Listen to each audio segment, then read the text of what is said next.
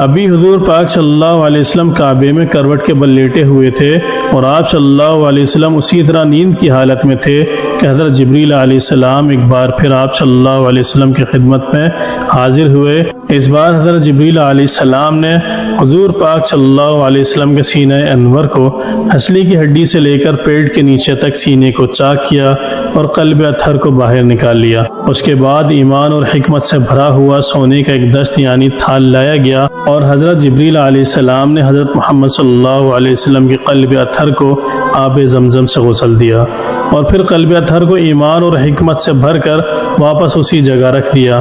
اس کے بعد آپ صلی اللہ علیہ وسلم کی خدمت میں اس خاص سواری کو پیش کیا گیا جو جنت سے حضور پاک صلی اللہ علیہ وسلم کے لیے لائی گئی تھی، جس کو براق کہا جاتا ہے۔ یہ جانور گدھے سے بڑا اور خچر سے چھوٹا تھا۔ اس جانور کا رنگ نہایت ہی سفید تھا۔ یہ براق نبی پاک صلی اللہ